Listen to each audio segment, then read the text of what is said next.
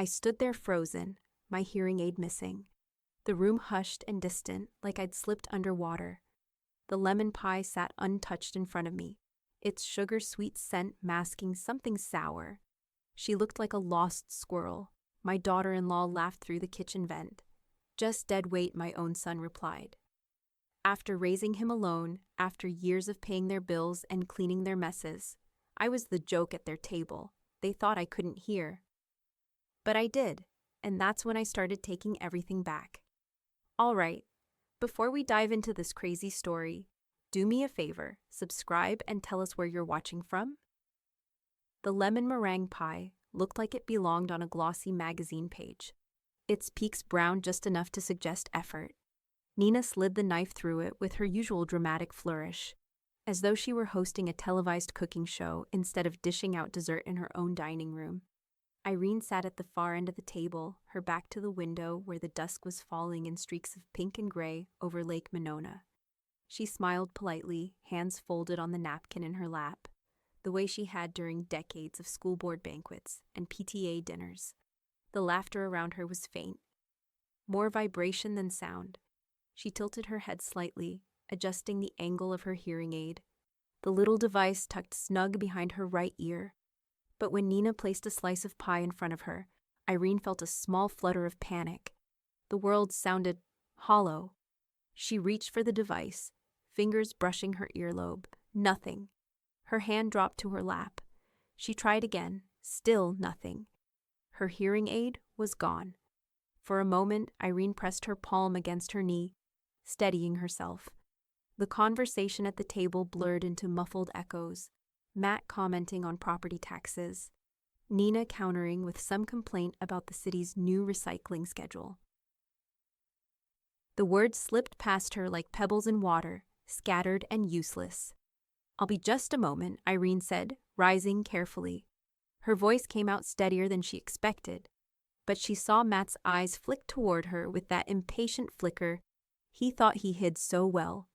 The hallway beyond the dining room was dim, only a brass lamp casting a weak pool of light near the front door. Irene stood there, unsure whether to retrace her steps or to search discreetly. Her hearing was patchy, unreliable without the aid, but a faint murmur carried through the vent above the sideboard. A metallic rattle in the duct seemed to funnel voices directly to where she stood. Nina's laugh, sharp like glass striking glass. She looked like a lost squirrel at dessert, searching around like that. Matt's voice followed, lower but unguarded. "It's like taking care of a child, one with no value attached." The words dropped heavy, each one clear. Irene froze, her fingertips brushing the edge of the wallpaper. The air in the hallway tasted metallic, like old coins. She didn't gasp, didn't cry. Instead, her breath slowed, deepened. The way she'd coached nervous students before a public speaking contest. Her pulse throbbed in her wrists, but her face remained composed, the polite mask still intact. She shifted one step forward, letting the murmur fade behind her. A familiar thought surfaced, the spiral notebook in her desk drawer, its first page labeled in careful cursive. "Things I let slide."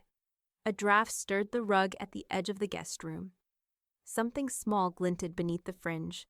Irene bent slowly, her knees stiff, and pinched the object between her fingers. Her hearing aid, dust clinging to its edges. She turned it over in her palm. Had it fallen or had it been nudged? She lifted it to her ear, but instead of slipping it back immediately, she held it a moment longer, feeling its weight. This tiny piece of plastic and circuitry had been her tether to the world, her safeguard against isolation. And tonight, it had delivered something far more potent, the truth. Behind her, laughter rose again from the kitchen, oblivious. Irene slipped the device into place. The dining room noises sharpened, voices snapping into clarity. She straightened her back, smoothing her skirt. A lifetime of discipline had taught her that silence could be louder than outrage. She returned toward the dining room, the scent of lemon and sugar still hanging in the air, her steps even. Matt looked up briefly, forcing a smile. Nina didn't bother. Irene took her seat without a word, fork poised above the pie. Her pulse had steadied now. She chewed slowly, deliberately, her eyes on the tablecloth pattern, and in her mind, the notebook waited, its pages hungry for new entries. The condo was quiet except for the faint hum of the refrigerator and the tick-tick of the living room clock. Irene set her purse on the counter, pulled off her coat, and stood there for a moment in the dark kitchen. The lemon meringue sweetness still clung to her tongue, but it carried bitterness now, like a citrus rind chewed too long. She moved toward the study, her slippers whispering across the carpet. The desk lamp's brass stem gleamed as she clicked it on, flooding the small room with a pool of yellow light. She pulled open the middle drawer, fingers finding the familiar worn cardboard cover. A marbled black and white spiral notebook, corners bent, edges feathered from years of being slid under papers and forgotten. On the front cover, written in careful ink, the words, "Things I Let Slide." Her breath steadied as she opened to the first page. The ink had faded, but the numbers were crisp, the handwriting unshaken. Entry 1. Down payment loan to Matt, $20,000. Temporary help, he called it. Paid? No. Interest? None. Excuse. We'll square it later, Mom. She traced the figure with her fingertip, remembering the way his hands had shaken when he asked. How proud she'd felt being able to lift her son's burden. Entry 2. Co-signed credit card. Defaulted. Calls from collection agency. Paid balance myself. Her stomach tightened as she recalled the late-night phone ringing, the clipped voice on the line demanding payment. She'd covered it quietly, not wanting to embarrass Matt. Entry 3. Temporary stay in basement. 2.5 years. Rent? Utilities? Nothing. The words pulsed back at her from the page. She could still smell the damp of the basement carpet, the way Nina's laughter had carried up the stairs, while Irene climbed down each month with folded laundry. Her pen hovered. She pressed it against the paper, adding a new line beneath the last. Mocked my hearing at dinner. Called me pitiful. Said I was dead weight. The scratch of the ballpoint was sharp in the silence. She sat back, the notebook open on the desk, her hands folded on the paper. A knock at the door startled her. 2 short raps, friendly but firm. Irene, you still awake? It was Patty. Irene hesitated, then called softly, Come in. The door creaked open and Patty stepped in wearing a sweater patterned with neon zigzags, her silver hair clipped back loosely. She took one glance at the notebook and raised her brows. Ah, Patty said, easing into the armchair. The ledger. Irene smiled faintly, but her voice was flat. It never closed.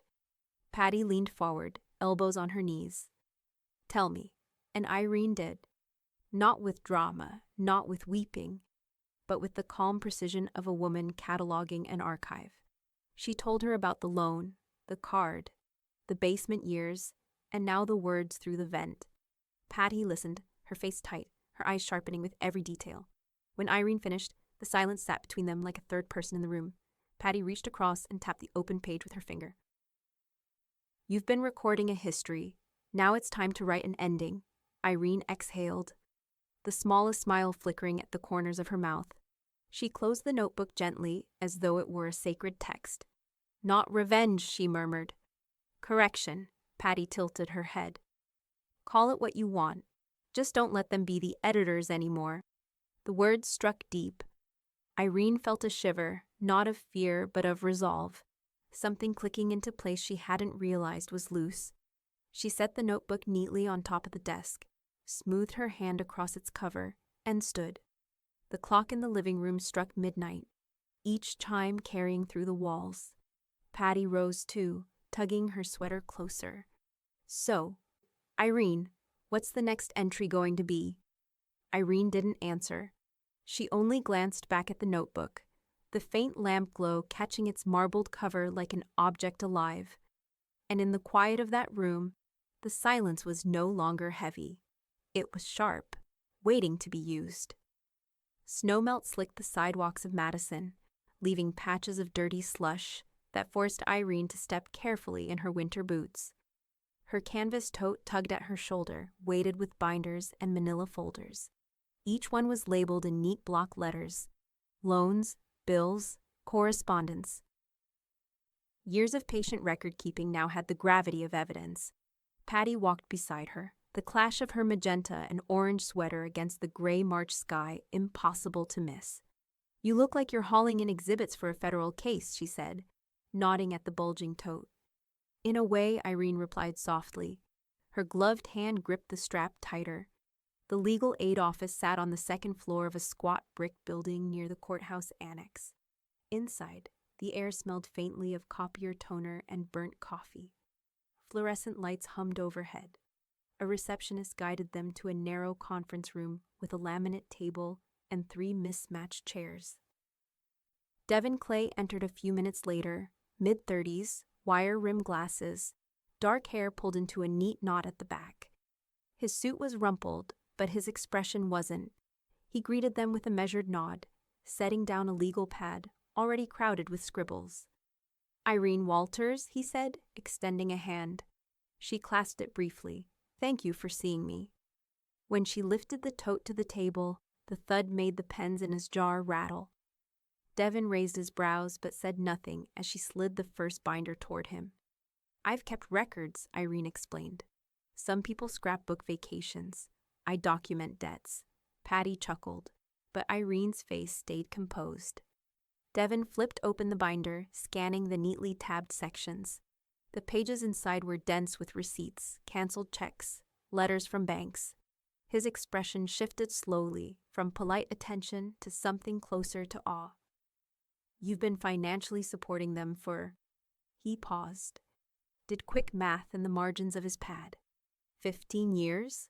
Irene folded her hands in her lap. "Longer than I should have. But yes." Devin leaned back, exhaling through his nose. "Most people who walk in here have scraps of paperwork, maybe a memory or two. You've built an archive. And what it shows is elder exploitation. It doesn't matter that it's your son and daughter-in-law. The law still recognizes coercion, dependency, and financial abuse." Patty leaned forward, eyes glinting. "Told you the ledger meant something." Irene looked down at the table's scratched surface, tracing a faint groove with her fingertip. Her voice, when it came, was steady but low. "I don't want to humiliate them. I just want them to see what they've done. To stand in front of a mirror they can't laugh at." Devin's gaze sharpened. He tapped the binder once, decisive. "We'll do both. And legally." For the first time since stepping into the building, Irene felt a flicker of warmth in her chest, almost like relief. Not forgiveness, something sturdier. Devin began outlining steps in crisp phrases: fraud reporting, civil restitution, potential criminal inquiry. Irene listened carefully, her pen moving across a yellow legal pad she had pulled from her purse. Patty nodded along, occasionally interjecting with details Irene had forgotten. Dates, overheard conversations, even the color of envelopes. When Devin paused to sip his coffee, Patty smirked. "Don't worry. Between the two of us, nothing slips through the cracks. I've got the memory of a stenographer and the patience of a gossip." Devin smiled faintly. "That's exactly the kind of witness we'll need." The clock on the wall ticked past noon. Outside, church bells chimed, muffled through the double-paned windows. Irene closed the binder and rested her hand on its cover. For years, that notebook at home had been a private record, a silent testimony no one else would read. Now her archive had a voice, and it carried the authority of law. Patty leaned back, folding her arms. "So, Irene, you ready to stop sliding things and start pushing back?" Irene's answer was quiet, but her eyes were sharper than they had been in years. "I'm ready." The fluorescent lights flickered once, a stutter in the hum, as if the room itself registered the shift. The envelope was thick, its corners neatly creased, Irene's handwriting on the front steady as a ruler's edge. Matt found it waiting in the stack of Wednesday mail, wedged between a utility bill and a glossy flyer for home siding. He stood in the kitchen, jacket still on, and tore it open with a practiced flick. Inside, a typed letter on plain white paper, followed by a spreadsheet printed in tidy columns. Dates, amounts, totals that crept into the tens of thousands. Each line an accusation that didn't shout but carried the weight of math, cold, undeniable. Nina leaned against the counter, sipping her seltzer. She scanned the first page, then rolled her eyes. She's bluffing. Matt rubbed the bridge of his nose, the paper crinkling in his grip. She can't even hear herself think, Nina. This is theater. But the numbers kept staring back at him. $20,000 loan. $7,800 in credit card payoffs. Basement occupancy, valued at $22,000. And new at the bottom, current balance owed to Irene Walters, $50,600. The spreadsheet didn't care if he called it theater. It was ledger, plain and stark. That same morning, Irene sat across from a teller at the credit union. Her gloved hands rested calmly on the counter while she explained the changes she wanted. Remove her son's name from emergency contacts. Close the dormant joint account he'd once begged her to open. The teller clicked through screens, occasionally glancing up with a soft look that was equal parts professional and sympathetic. Irene didn't mind. She wasn't here for pity. She was here for order. When the forms were signed, she tucked her copy into a neat folder. "Thank you," she said, rising with a poise that came from years of library stacks and whispered authority. Outside, the March air was brittle, sunlight bouncing off patches of wet pavement. Patty was waiting on the bench, scarf tied like a banner in the wind. "Well?" she asked. Irene lifted the folder. "Done," Patty grinned. "Then it's time for phase 2. Small town rumor is faster than broadband. All we need is a whisper to the right ears." Irene arched a brow. "A whisper?" "Or a leak," Patty corrected, eyes gleaming. "Something like, oh, I don't know, local senior prepares legal action against ungrateful children. Human interest gold." Reporters lapped that up. Irene gave her friend a long look, but the corner of her mouth twitched. "You make it sound like a classified ad," Patty shrugged. "Trust me, nothing spreads like scandal in a town this size. And once it's out, Matt and Nina won't be able to tidy it away." That evening, Irene's phone rang. The caller ID glowed Matt and Nina. She let it buzz twice before pressing accept. Nina's voice came sharp, wrapped in a veneer of concern. "Irene? It's Nina. We got your letter. Honey, you're confused. You don't know what you're doing. You need help. Real help."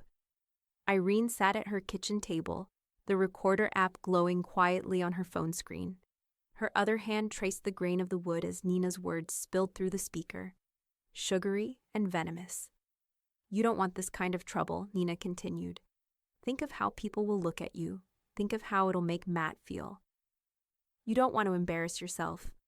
Irene said nothing, only hummed softly as if distracted. Her silence made Nina press harder, her voice rising, each phrase twisting from patronizing to panicked. Finally, Irene ended the call with a calm, "I'll think about it," and set the phone down. The recording ticked to a stop. She forwarded the file to Devin with 3 words typed beneath. "For the record."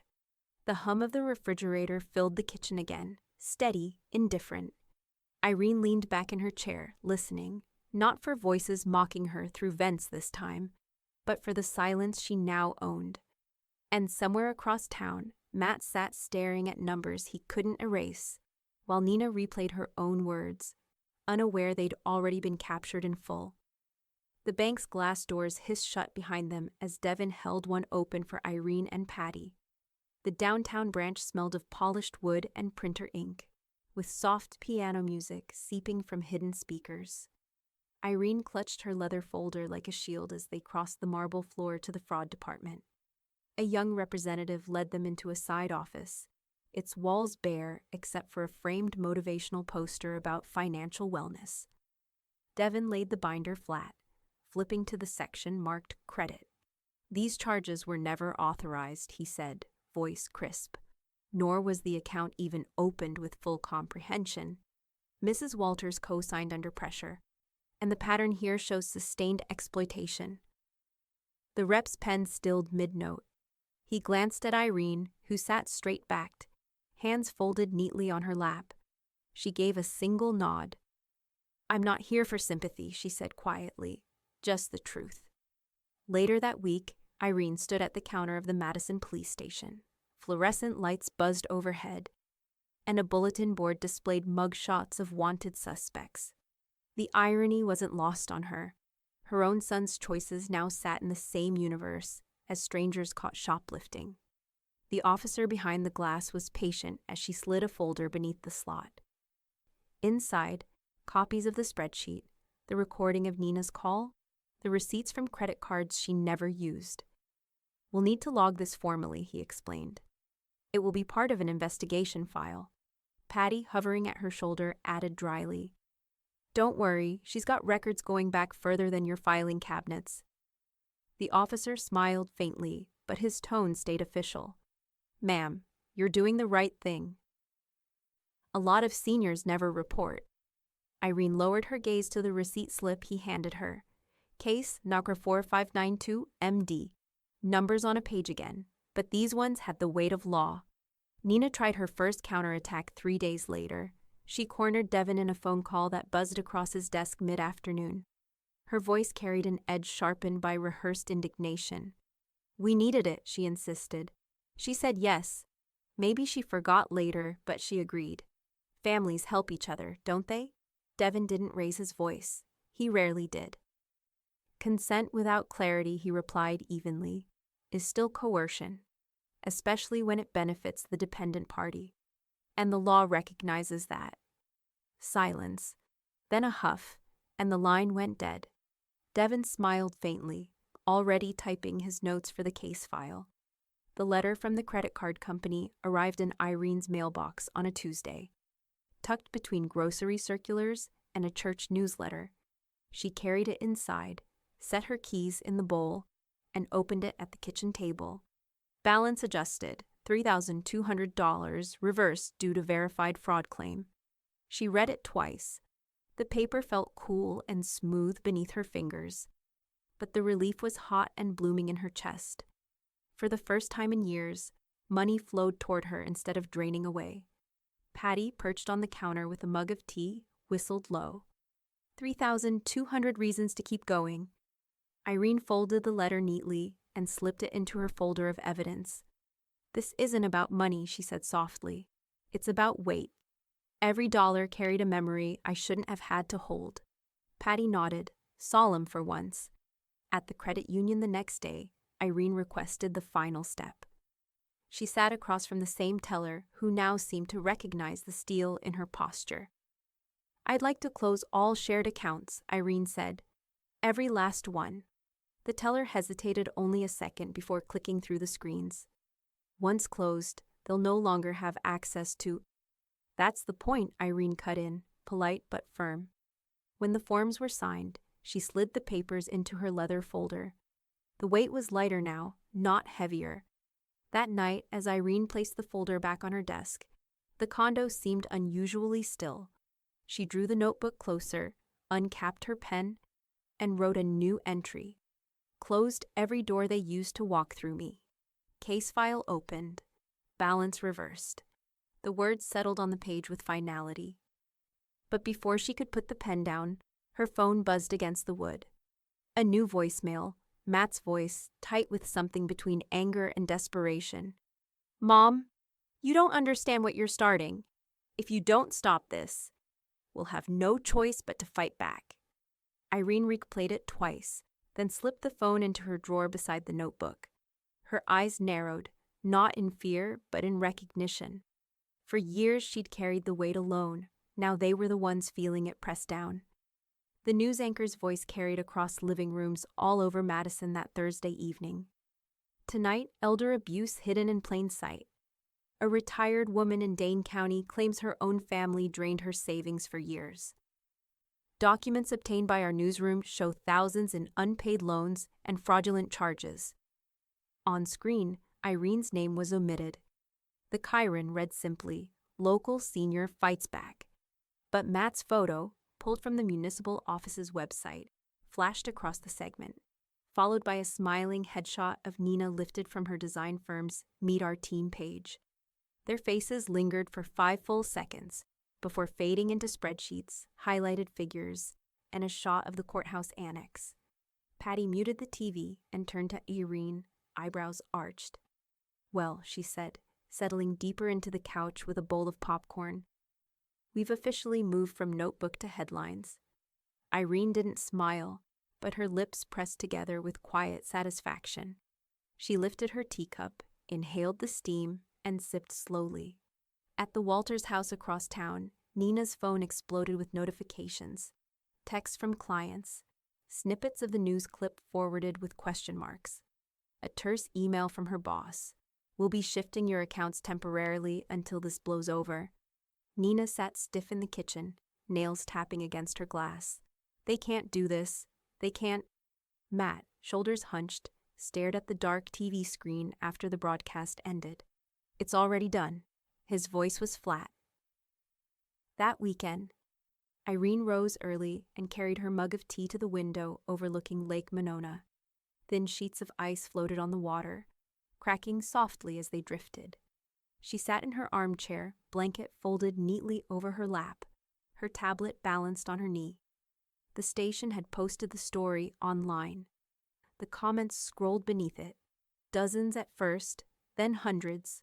Good for her. Seniors deserve better. Shame on those kids. Imagine doing that to your own mother. About time somebody said enough. Some commenters speculated about who the family was. A few guessed correctly. None of them named Irene. She remained a silhouette, protected by her anonymity, while Matt and Nina's reputations unraveled thread by thread. She sipped her tea and let the warmth spread through her chest. It wasn't vindication, it was balance, tipping back toward center. Meanwhile, Devin sat in his office, blinds half closed against the afternoon sun. He flipped through Irene's binder again, methodical. Each tabbed section would translate into filings: civil claims for restitution, formal requests for garnishment, potential grounds for criminal charges. He spoke into his recorder as he worked. Plaintiff seeks repayment of $2,600 minimum, plus damages. Documented pattern of financial coercion. His tone was steady, almost clinical, but every word built a scaffolding that would hold Irene's case high enough for the law to see. That evening, Patty dropped by unannounced, carrying a sack of groceries and a grin. She plunked down a carton of milk and a bag of apples on Irene's counter. "You're practically famous," she teased. "Anonymous famous, which is the best kind. You get all the justice, none of the autograph requests." Irene shook her head, though a small laugh escaped her. "Fame doesn't interest me." "Good," Patty said, tugging open a drawer for the tea bags. "Because humiliation isn't about you, it's about them. And honey, they're bathing in it right now." Across town, Nina sat in her parked car outside the design firm, scrolling through her inbox with trembling hands. Client reassignment notice, temporary suspension, no longer on account. Each message was clipped, polite, and final. She closed her laptop and pressed her forehead to the steering wheel, breath ragged. Shame had a taste now, acidic, metallic, hard to swallow. Matt's phone buzzed again in his pocket. Another missed call from the city HR department. He didn't answer. Couldn't. Back in her condo, Irene set her tablet aside and picked up her notebook. She turned to a clean page and wrote slowly, "Their faces are public now. Mine is not." She capped her pen, closed the cover, and let the silence of the condo fold around her. Then her phone buzzed on the end table. A new text, this time not from Matt or Nina, but from an unknown number. It read, "We know what you did. This isn't over." Irene stared at the screen, her tea cooling at her side, the glow of the lake fading into night. The knock came first, 3 rapid, angry raps that rattled the brass knocker. Then the bell chimed, insistent and shrill, echoing through Irene's condo like an alarm. She moved carefully from her armchair, setting her teacup on the side table. The night was quiet outside her window. The lake lay dark, still as a sheet of iron. When she opened the door, Nina was already halfway through a scream. "How dare you ruin our lives?" Her face was blotched crimson, mascara smudged beneath her eyes. She stood on the landing with fists clenched, her voice sharp enough to cut through the chill air of early spring. Irene's hands didn't tremble. She stepped back, letting the porch light reveal more than her own calm expression. Mounted above the doorway, the small camera blinked red. "I wouldn't come any closer," Irene said quietly, her gaze steady. Nina froze, catching the faint glow of the recording light. For the first time, her bravado cracked. She glanced from the lens back to Irene, her chest heaving. You can't record me like this." "I can," Irene replied. "And I am." Nina's voice faltered, a mess of half-started protests. "It's illegal, it's unfair, it's slander." None of them held shape. She turned sharply, storming down the steps, her heels clattering against the concrete. The night swallowed her curses as she fumbled for her car keys. Irene watched her taillights streak red into the darkness. She closed the door softly, almost reverently, as though sealing the scene behind her. The next morning, Devin slid the memory card into his laptop at the legal aid office. The video sprang to life on screen. Nina on the porch, shrieking, pointing, unraveling. The blinking camera light glared in the corner of the frame like a witness who never looked away. Devin leaned back, arms crossed. "Perfect," he murmured. "Not just hostility, this is intimidation. Judges don't take kindly to that." He copied the file into Irene's digital folder, neatly labeled Exhibit C. Patty, perched in the extra chair, grinned like a cat in cream. "She gave us theater, and we gave her an audience." Irene said nothing. Her fingers folded over the leather strap of her purse, but a faint exhale escaped her. Relief mingled with something harder, resolve settling deeper into bone. That evening, Irene's phone buzzed. A text from Matt. "Mom, I'm your son. You're supposed to love me." The words sat heavy on the screen, dripping with guilt and entitlement. Irene read them twice before answering. Her fingers moved slowly, deliberately. "I do love you. That's why I won't let you become this kind of man." She hit send and set the phone down, her reflection faint in the darkened window pane. Outside, the moon carved a silver path across the water. In the Walters house, Matt stared at his phone, the reply burning like ice against his skin. He clenched it in his fist, knuckles white, and turned toward the hallway where Nina was pacing. "She's not backing down," he muttered. "Not even now." Nina pressed her palms to her temples, shaking her head. "Then we make her. We have to." Her voice cracked, but her eyes were wild with something beyond fear, something like desperation, cornered and flailing. Back in her condo, Irene slid her notebook from the drawer. She opened to a blank page and wrote, "They came to my door tonight. They wanted fear. What they got was evidence." The ink settled smooth, final. She capped the pen and leaned back, her hearing aid humming faintly in the silence. But then, another buzz from her phone. Not Matt this time, not Nina. The same unknown number as before. "Careful, Irene. Cameras won't protect you forever," her hands stilled on the notebook. The words glowed on the screen, colder than the night outside, sharper than Nina's scream had ever been. The courtroom was no bigger than a school library reading room, but the tension inside made it feel airless. Pale wood benches creaked as a handful of observers settled in. Fluorescent lights buzzed overhead, washing everything in a harsh white glow. Irene sat at the plaintiff's table beside Devin, her leather folder resting neatly in front of her. She wore a navy cardigan buttoned all the way up, her silver hair combed smooth. Her hearing aid caught the light every time she turned her head. She didn't fidget. She didn't glance around. She just sat, steady as stone. At the opposite table, Matt hunched forward, jaw clenched, his municipal badge clipped nervously to his belt, as if to remind himself who he was outside this room. Nina sat beside him in a pale blouse, tissues clutched in her hand, eyes rimmed red. The judge, a middle-aged woman with sharp glasses, entered briskly. Everyone stood, then sat. Devin rose first. His voice carried evenly, practiced but not theatrical. Your Honor, what we have here is not a misunderstanding between family members. It is a documented pattern of financial exploitation spanning over 15 years. Mrs. Walters has compiled receipts, canceled checks, loan records, and most recently, recordings of coercive and intimidating behavior. These exhibits are numbered and tabbed for the court's review. He slid the binders across the table toward the clerk. The sound of the heavy covers landing was louder than it should have been, echoing off the walls. Matt shot to his feet.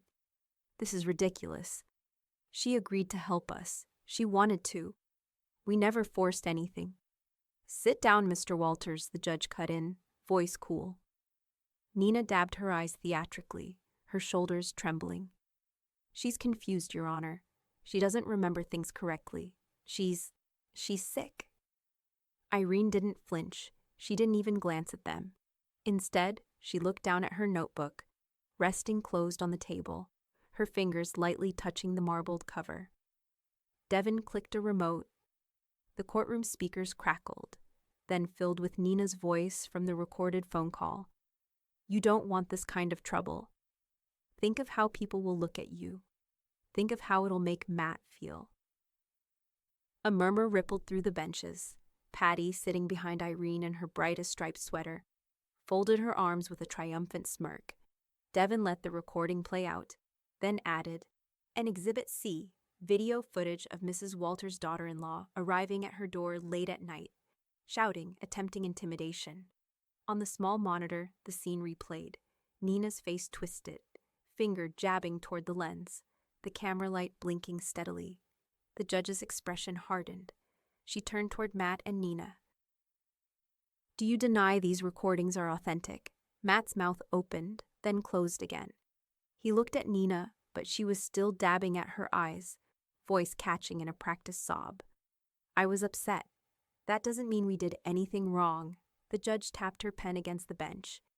The court finds substantial evidence of financial exploitation.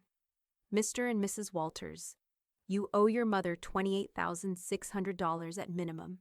The gavel struck once. Civil judgment entered. Garnishment proceedings will begin immediately. The words landed like stones.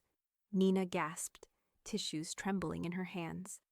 Matt sank back in his chair, color draining from his face. Irene remained still. She hadn't spoken once during the hearing, hadn't raised her voice or pleaded her case. The documents, the recordings, and the silence had done it all. When the judge dismissed the court, Irene rose smoothly. Patty slipped her arm through hers as they walked out. Shoulders brushing, the bright colors of Patty's sweater a sharp contrast to the sterile hallway. You didn't even have to speak, Patty whispered, leaning close. That silence of yours? Deadlier than shouting. Irene only nodded, her eyes forward. She didn't need victory speeches. The judgment stamped in black ink was enough. But as they stepped outside into the cold air, Irene's phone buzzed again in her pocket. She glanced down. Another message from that unknown number. You may have won today, but you won't walk away untouched. Irene slipped the phone back into her purse without a word, her hand tightening just slightly on Patty's arm. The courthouse judgment was barely a week old when Devin called Irene into his office. His desk was covered in neatly stacked printouts, each page lined with numbers and columns that looked dry to most eyes. But in those figures, Devin had found rot. He adjusted his glasses, sliding a highlighted statement toward her. I went deeper into your accounts, with the bank's fraud department cooperating. There's something you didn't know. Irene leaned forward, hands folded neatly, her expression calm but intent. 14 consecutive transfers, Devin continued. $500 each, disguised as Madison Municipal Utilities. Except, your actual utility bills never matched. This wasn't heating. It wasn't water. It was siphoning. Patty, perched in the corner chair in yet another wild sweater, this one patterned like fireworks, let out a sharp whistle. They even stole from her pension. Bold little vultures. Devin nodded grimly. That's $700 total, just under $7,000. Over more than a year. And all of it routed into an account in Nina's name. The numbers sat heavy in the room, the air humming with the weight of proof. Irene didn't speak. She simply reached for the page, her finger tracing the recurring line item, one after another. Quiet theft, cloaked in the banality of a bill. The bank flagged the transfers, and soon Nina's phone was buzzing. She picked up in the middle of the design firm's lobby, her voice tight, frantic. I don't understand. This wasn't fraud. This was for my wellness. She said she wanted to support me while I got back on my feet. That's what this was. The fraud investigator on the other end was unmoved. Mrs. Walters has provided no such authorization. The transfers were masked. That's not support. It's misrepresentation. Nina's voice broke, high and brittle. You don't get it. Families help each other. That's all this was. But even she knew the excuse was hollow. Around her, co-workers glanced sideways, whispers trailing after her as she bolted out the door. Back in Devin's office, Irene sat across from him, composed as ever. She slid a folded affidavit across the desk. Patty's signature sprawled at the bottom, witnessed and notarized. The statement detailed the night Nina had asked Irene for online banking access, insisting it was just to set up bill pay, because Irene struggled with web forms. Patty had been present in the condo that night, hearing every word. Devin tapped the affidavit once. This seals it. What was civil is now criminal. Patty leaned forward, eyes narrowing. She thought she was clever, hiding in plain sight. But she forgot about me. I don't forget anything. For the first time, a shadow of something colder passed across Irene's face. Not anger, but recognition. Recognition of just how far Nina had gone. How brazen the betrayal truly was. She opened her notebook and wrote in her steady script. They dressed theft as kindness. They called exploitation wellness. I will not call it family. Later that afternoon, Devin placed a call to the district attorney's office.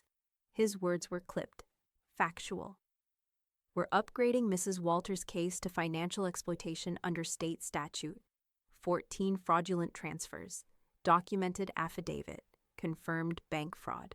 We're seeking charges. On the other end of the line, the assistant DA's voice was equally firm. We'll move forward. There's enough here to prosecute. Devin hung up, then looked at Irene. You're not just in civil territory anymore. This is criminal. That means consequences they can't just write off with a check. Irene closed her notebook gently, her face unreadable. Good, she said at last. It's time they learn the difference between debt and theft. That evening, in the Walters kitchen, Matt slammed the refrigerator door so hard the condiments rattled. 7,000? They're saying 7,000, his voice cracked. Nina's hands shook as she lit a cigarette. Her first in years. It was supposed to be invisible. She wasn't supposed to notice. Matt spun toward her, fury in his eyes. She notices everything. Back at her condo, Irene sat by the window, the lake rippling under the glow of street lamps. Her hearing aid buzzed faintly, catching the world's quiet hum. She sipped her tea slowly, her notebook resting beside her on the table. Her phone buzzed once more. Another message from that unknown number. If she goes down, you go down with her. The steam curled from her cup, drifting upward as Irene read the words. She didn't flinch. She only reached for her pen. The photo wasn't dramatic, just Irene seated at her lakefront window, a mug of tea in hand, light spilling across her lined face. But when the statewide Senior Advocacy Network asked permission to use it, she agreed. The caption they placed beneath it traveled far beyond Madison. Respect is earned, not inherited. The campaign spread online, then into brochures tucked into clinics and senior centers. Irene's name wasn't mentioned, but those who knew her recognized the sharp intelligence in her eyes. Strangers emailed the organization, thanking the woman by the window for reminding them not to feel ashamed. For Irene, it wasn't vanity. It was reclamation. Her silence had once been used against her. Now it had become her loudest voice. Across town, Nina stared at her computer screen. A terse message from HR glowed against the white background. Your employment with the firm has been terminated. Effective immediately. We appreciate your service and wish you the best moving forward. There was no meeting, no handshake. Just a sentence that gutted the last of her professional image. She sat in her parked car afterward, staring at her reflection in the darkened glass of the office building. Without her title, without clients, she was just Nina. No gloss, no spin.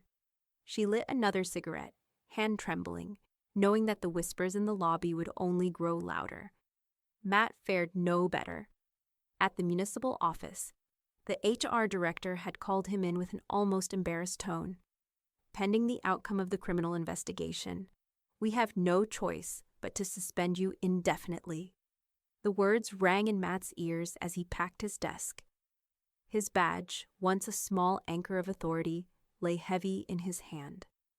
Colleagues avoided his eyes as he walked out with a cardboard box, the fluorescent lights glaring down like judgment.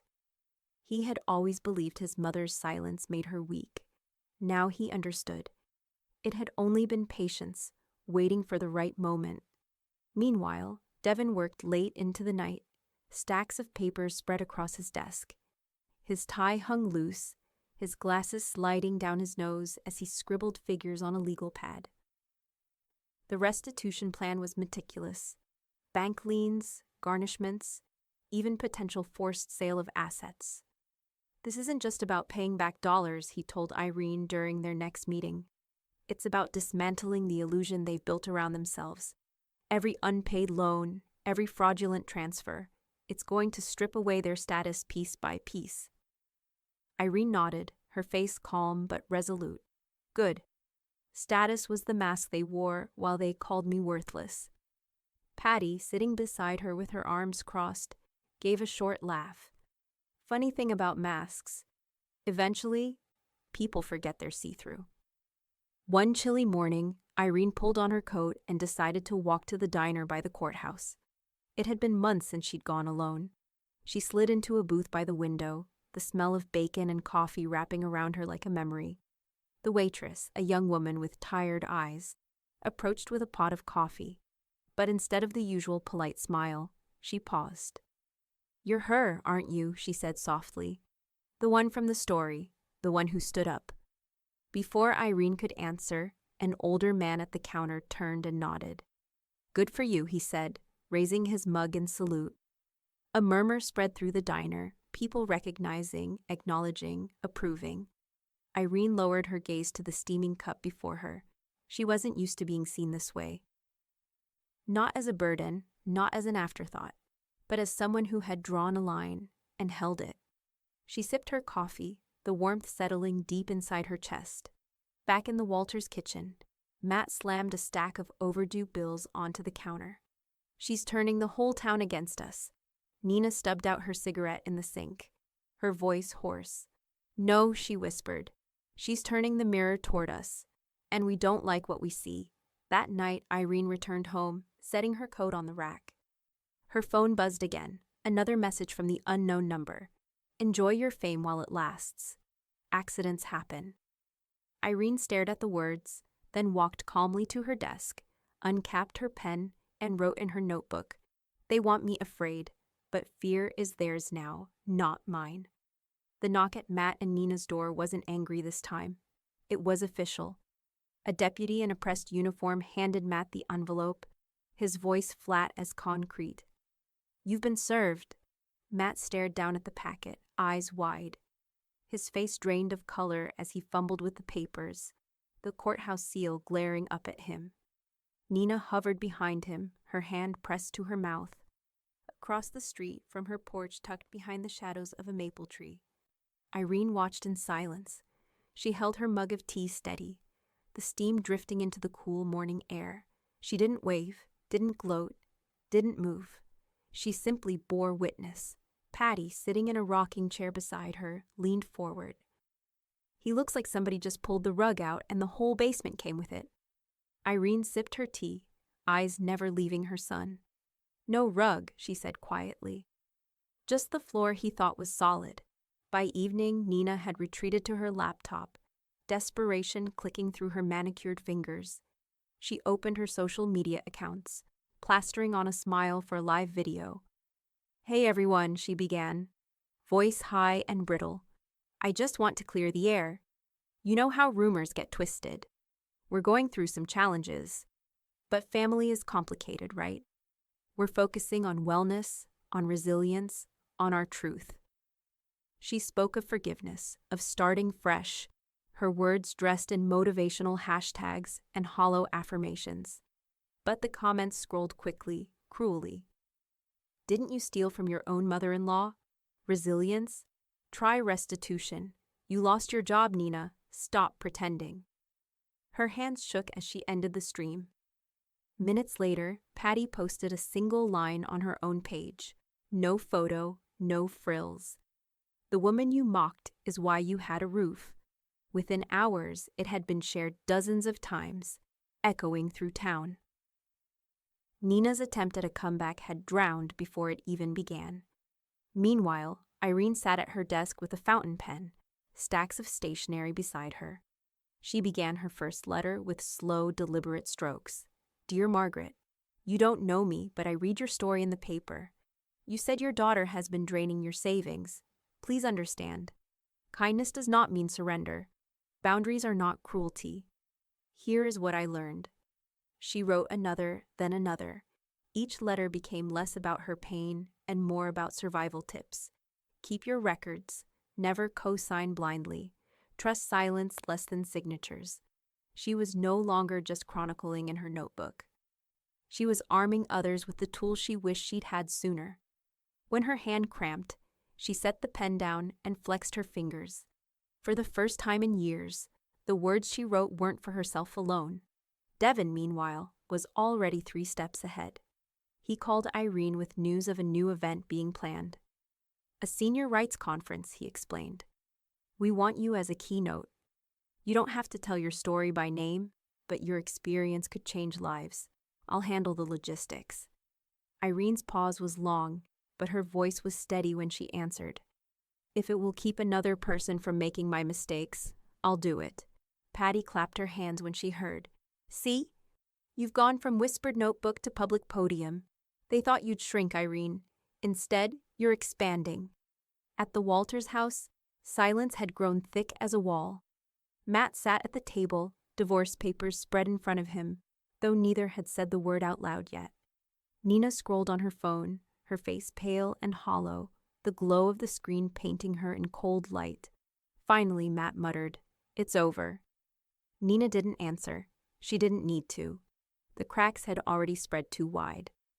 Back on her porch that night, Irene closed her notebook and stared out at the darkened lake. Her phone buzzed once more on the arm of her chair. "You're making enemies you don't see, Irene." The words flickered on her screen like a shadow stretching farther than she could measure.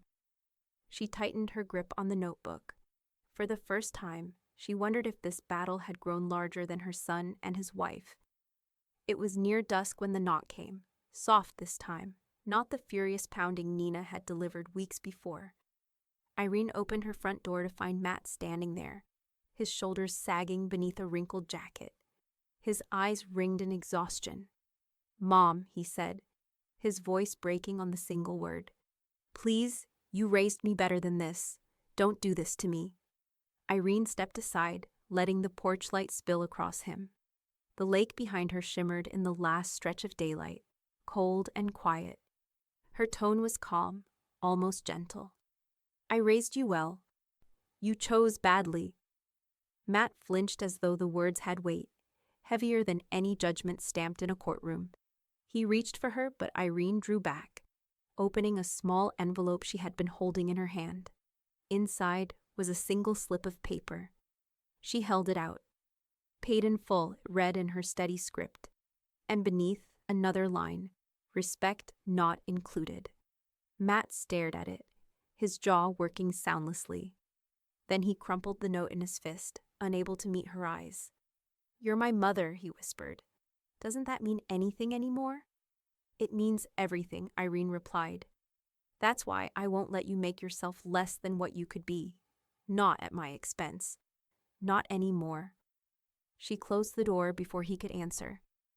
Patty had been sitting on the bench beneath the maple tree across the street, a thermos in hand, watching the entire exchange. When Matt stumbled away, she rose slowly, shaking her head. Tried the guilt card, she muttered as Irene stepped onto the porch. Didn't work on a woman with a steel spine and a blinking camera. Irene allowed herself a faint smile. He wanted pity. I gave him truth. Patty patted her arm. Truth doesn't hug back. That's why it hurts him more. The following week, Devon's office called. Irene arrived in her cardigan and carried her folder, though this time the weight she bore inside was lighter. Devon spread a set of papers across his desk, his pen tapping deliberately. Lien agreements finalized. The accounts have been flagged. First restitution check issued. He slid the envelope toward her. Inside, the beginnings of repayment. Money that once drained away, now flowing back in measured streams. Irene studied the check for a long moment, then folded it carefully and slipped it into her purse. This was never about getting rich, she said. Devon nodded. It was about making them accountable. Later that afternoon, Irene walked into the community center downtown.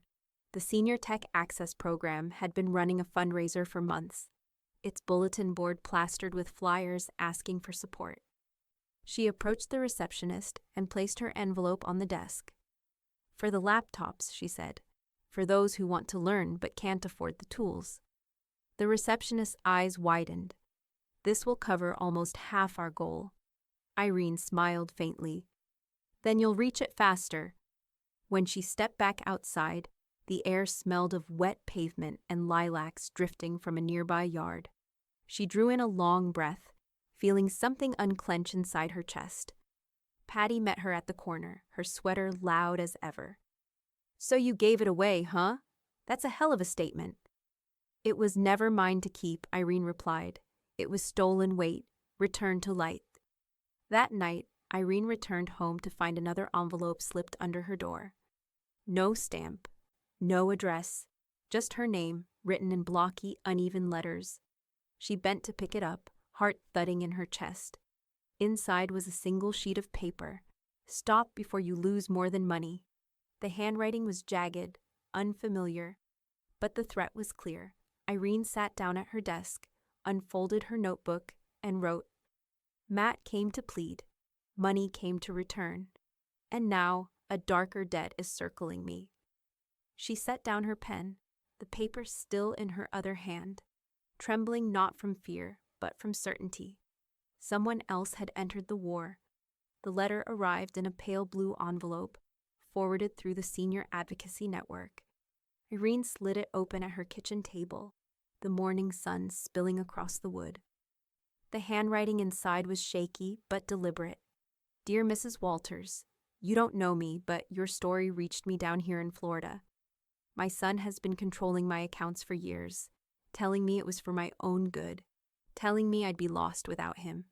I believed it, until I saw what you did, until I saw that silence can be broken. Yesterday, I closed my joint accounts and changed my locks. For the first time in a decade, I feel like I'm living my own life again. Thank you. The letter was signed simply, Eleanor. Irene read it twice, her hand resting flat on the page as though steadying it. Across from her, Patty leaned forward, eyes wide. Well, I'll be damned. You're sparking revolutions from Wisconsin to Florida. Irene folded the letter carefully and slipped it into her notebook. Her silence, once mocked, was now reaching farther than she could have imagined.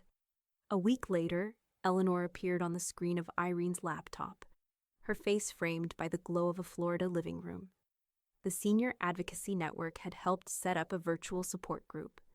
Patty sat in the corner of Irene's condo, knitting loudly into the microphone until Irene nudged her to mute. Eleanor's voice wavered, but the relief in it was unmistakable. I thought I was the only one.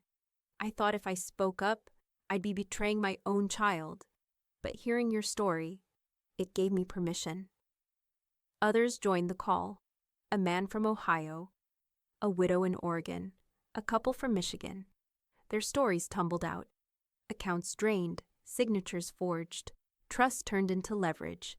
And each time, Irene listened, then answered with calm precision. You are not weak. They are opportunistic. Write it down. Keep your records. Protect yourself. Patty whispered behind her hand. Look at you, running Sunday school for the betrayed. But Irene saw more than that.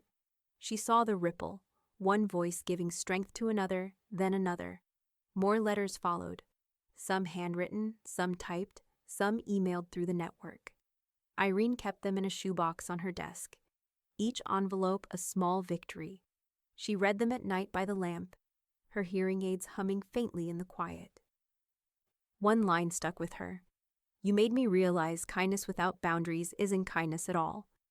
Irene underlined it in her notebook. With Devon's encouragement, she drafted an article. She titled it, When Kindness Isn't Returned, Financial Boundaries in Aging. Her words weren't angry. They were steady, instructive, sharpened by lived truth. She described the importance of documentation, the danger of blurred lines between generosity and exploitation, the courage it takes to say enough. When she finished, she slid the pages across her desk to Patty, who read aloud with surprising solemnity. By the final line, Patty set the papers down and nodded. This isn't just a story, it's a manual. You're turning pain into policy, Irene. The local paper published it the following Sunday. Her piece filled the opinion section. Her byline simple but undeniable, by Irene Walters. At the diner that morning, patrons flipped open their newspapers over coffee and eggs. The murmur of recognition grew, a low hum of respect.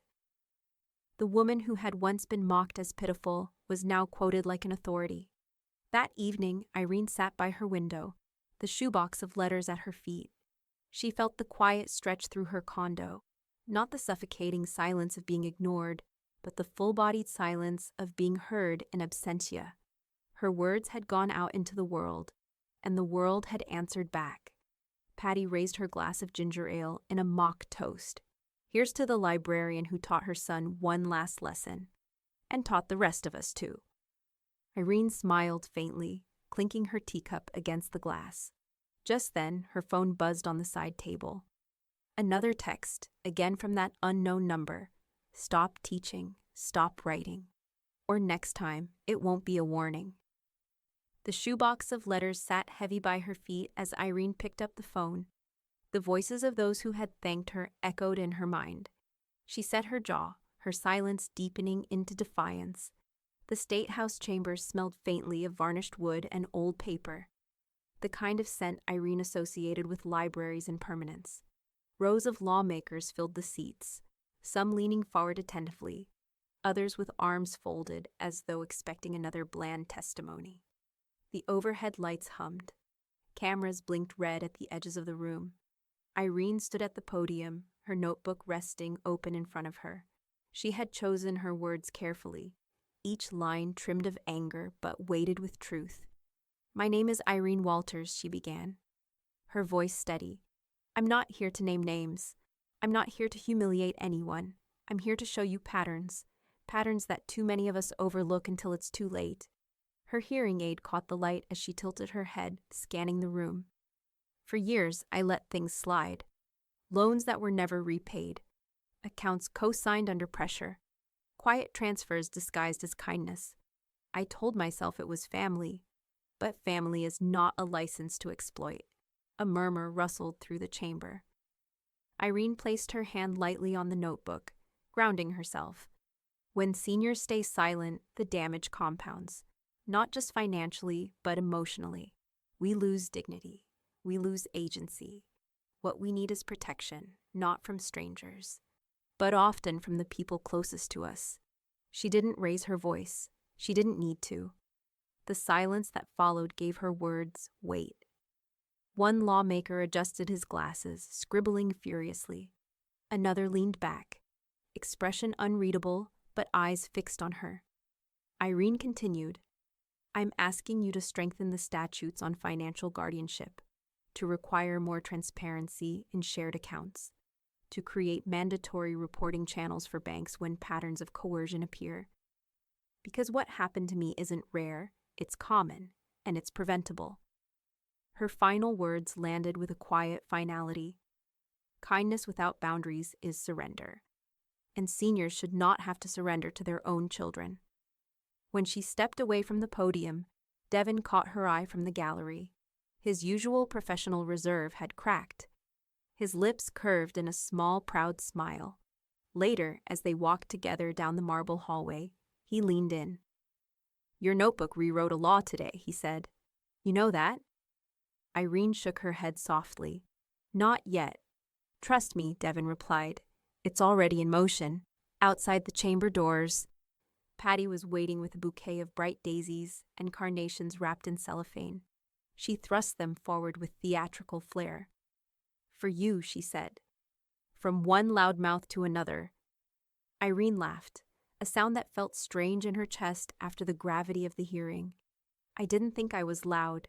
Patty tilted her head. "You're the loudest person I know, even when you whisper."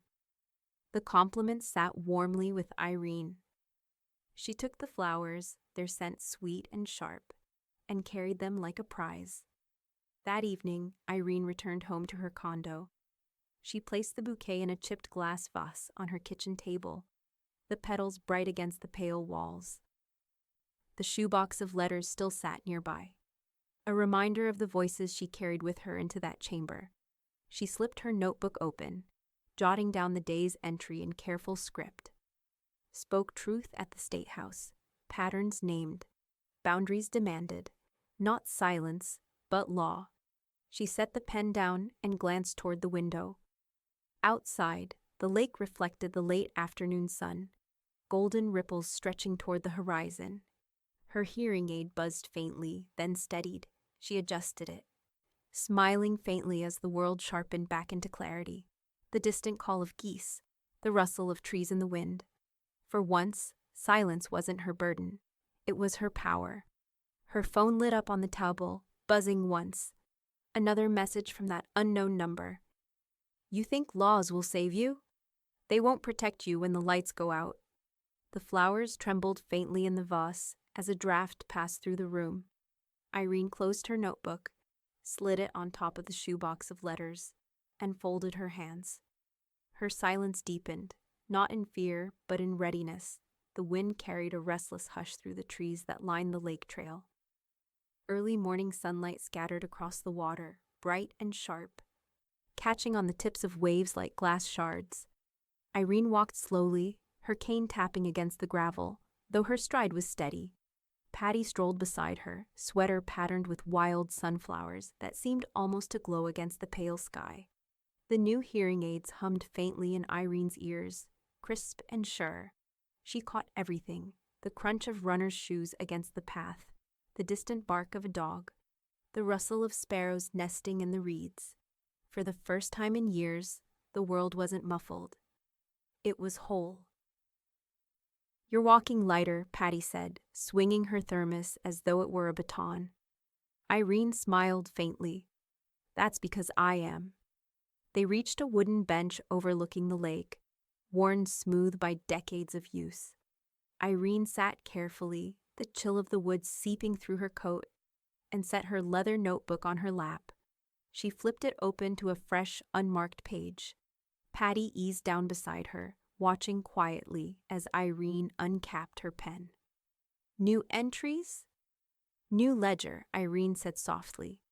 "Not of what I lost, but what I reclaimed." The page gleamed white in the sunlight. Irene's hand moved slowly, her script precise, as though each word were stitched into permanence. "Things I reclaimed." She paused, let the wind tug at her hair, then wrote the first line. "My voice." She remembered the vent at her son's house, the words she wasn't meant to hear, the laughter, the mockery, how silence then had seemed like weakness, until she wielded it like a blade. Her pen touched down again. "My worth." The second line spread clean across the page, steady as her breath. She thought of the courtroom, of Devin's voice carrying evidence into the record, of Patty's proud smirk from the bench. She thought of the diner patrons lifting their mugs in silent salute. Irene sat back, staring at the two entries. Wind rattled the branches overhead, scattering a spray of leaves across the path. Patty leaned in. "You're not done."